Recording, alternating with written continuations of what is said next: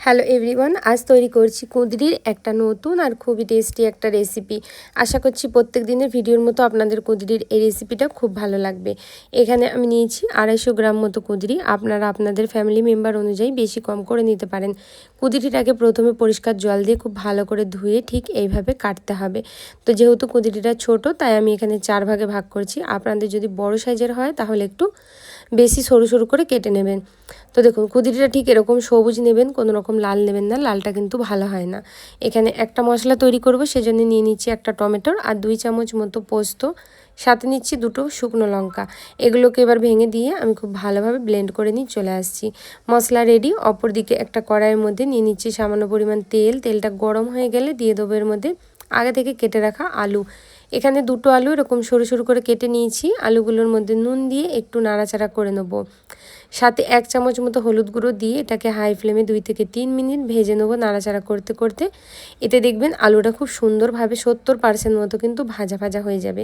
আলু ভাজা এখানে একদম কমপ্লিট হয়ে গেছে। এবার তেলটা ঝরিয়ে নিয়ে আলুটা আমি তুলে নেবো আলাদা একটা পাত্রের মধ্যে। ওই তেলের মধ্যেই এবার দিয়ে দেবো আগে থেকে কেটে রাখা কুঁদরি। কুঁদরিগুলোকে দিয়ে একটু ভালো করে ভাজতে হবে, কেন কি কুঁদরি একটু সিদ্ধ হতে টাইম লাগে। তাই কুঁদরিটাকে আমি ঢেকে এটাকে ভাজবো প্রায় 3 মিনিট মতো হাই ফ্লেমে ভাজবো। মাঝখানে কিন্তু একটু একটু নাড়াচাড়া করে দিতে হবে, না হলে কিন্তু পুড়ে যাবে। কুঁদরি ভাজাও দেখুন এখানে একদমই কমপ্লিট হয়ে গেছে। এবার তেল ঝরিয়ে নিয়ে আমি কুঁদরিটাকেও এখান থেকে তুলে নেব।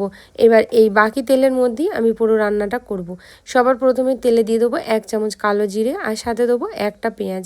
এখানে যেহেতু কুঁদরির কোয়ান্টিটিটা কম, তাই পেঁয়াজের কোয়ান্টিটিটা কম দিয়েছি। আপনাদের যদি বেশি হয় সেই অনুযায়ী পেঁয়াজটা বেশি করে দেবেন। মিডিয়াম সাইজের একটা পেঁয়াজ দিয়ে ঠিক লাল লাল করে এরকম ব্রাউন কালার আসা পর্যন্ত ভেজে নিয়ে এর মধ্যে বেটে রাখা মশলাগুলো সব দিয়ে দেবো। দিয়ে অনবরত নাড়াচাড়া করে হাই ফ্লেম করে আমাদের মশলাটাকে ভাজা ভাজা করতে হবে। মশলাটা 2 মিনিট ভাজার পরে এর মধ্যে এক্সট্রা যে মশলাটা লেগেছিলো মিক্সিং জারের গায়ে, সেটাও কিন্তু এখানে জল দিয়ে একটু ধুয়ে দিয়ে দিচ্ছি। এবার এটাকে হাই ফ্লেমে কষাতে হবে ঠিক এইভাবে 2 মিনিট ধরে। আর এবার এর মধ্যে আমি দিয়ে দেবো সামান্য পরিমাণ নুন। যেহেতু আমি আলু ভাজার সময় নুন ব্যবহার করেছি, তাই অল্প দিচ্ছি। সাথে দেবো 1/2 চামচ মতো হলুদ গুঁড়ো দিয়ে আবার নাড়িয়ে চাড়িয়ে 1 মিনিট মতো কষে নেবো। তারপরে দিয়ে দেবো এর মধ্যে ধনিয়া গুঁড়ো 1/2 চামচ আর 1/2 চামচেরও কম দিয়ে দেবো কাশ্মীরি লাল লঙ্কার গুঁড়ো। যেহেতু শুকনো লঙ্কা ব্যবহার করেছি, তাই এখানে লঙ্কার গুঁড়ো পরিমাণটা বুঝে শুনে আপনারা ব্যবহার করবেন।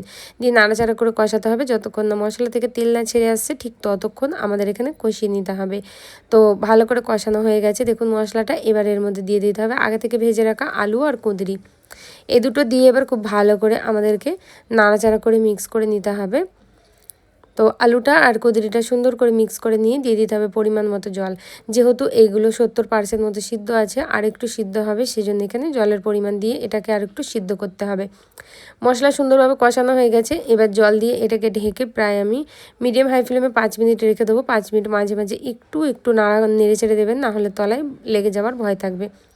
প্রায় ঢাকা দিয়ে দিয়েছিলাম, ঢাকার ভিডিওটা দেখাতে পারিনি। এখানে দেখুন ডাইরেক্ট 5 মিনিট পর খুলে দেখাচ্ছি, কি সুন্দর কালার এসেছে। আর কম তেলে কিন্তু এই কুঁদরি রান্নাটা খেতে খুবই ভালো হয়, আর ভাত রুটি পরোটা সব কিছুর সাথে খেতে পারবেন। আশা করছি প্রত্যেক দিনের ভিডিওর মতো আপনাদের ভালো লেগেছে। অবশ্যই একটা লাইক করবেন, কমেন্ট বক্সে জানাতে ভুলবেন না আপনাদের রেসিপিটা কেমন লেগেছে। আর ইউটিউব থেকে দেখলে আপনারা অবশ্যই সাবস্ক্রাইব করবেন, ফেসবুক পেজ থেকে দেখলে পেজটা ফলো করবেন। কুঁদরি আলু দেখুন কি সুন্দরভাবে গলে গেছে। এবার এটা সার্ভ করে দিচ্ছি। গরম গরম ভাত রুটি পরোটার সাথে কিন্তু এই রেসিপি একদম জমে যাবে। ভালো থাকবেন, সুস্থ থাকবেন। পুরো ভিডিওটা দেখার জন্য ধন্যবাদ।